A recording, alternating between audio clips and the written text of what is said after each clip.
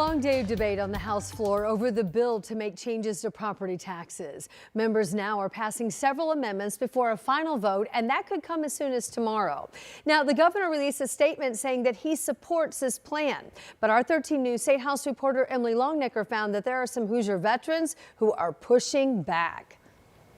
Well, the outcry from disabled veterans against Senate Bill 1 has been pretty loud here in the past couple days. The American Legion Department of Indiana has asked veterans to contact their lawmakers and Governor Braun and tell them that this version of SB 1 is not the way to help disabled veterans in Indiana. We bought this place back in 1996, and we've just been happily married here ever since. Ron Wilson raised 5 kids in this house in Noblesville.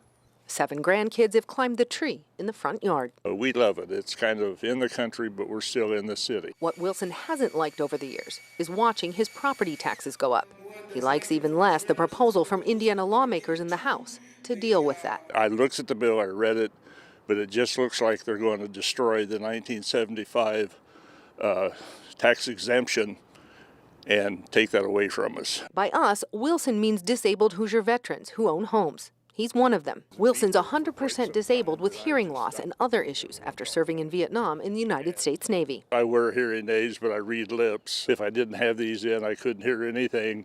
For the past 50 years, disabled Hoosier veterans like Wilson have received an almost $25,000 deduction off the value of their home. It's part of current Indiana code passed by lawmakers in 1975. Also part of the current code, there's an additional $14,000 deduction in place for totally disabled vets, or ones 62 years and older. The House's current version of SB 1 would eliminate those in 2027. If our intent as a state is to take care of disabled veterans, in 75, the General Assembly did a much better job. Retired U.S. Army Brigadier General James Bowerly is also a disabled Hoosier veteran and part of the Military Veterans Coalition of Indiana.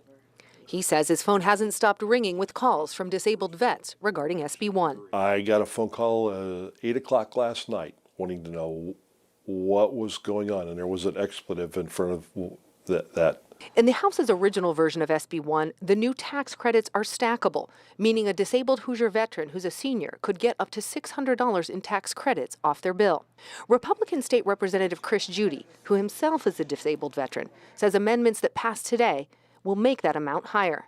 He plans to sit down with veterans groups tonight to hear their concerns. So I think, sitting down with them again and just having this dialogue of fully explaining what this does and what it doesn't do will help. Bottom line, says Ron Wilson, from where he sits, the tax deductions in place right now for disabled veterans are better. Giving us $250, what's that, a case of eggs maybe if we're lucky?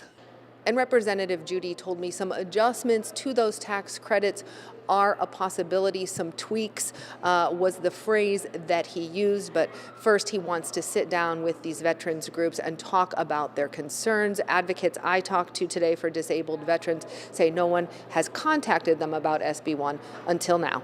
At the Indiana State House, Emily Longnecker, 13 News.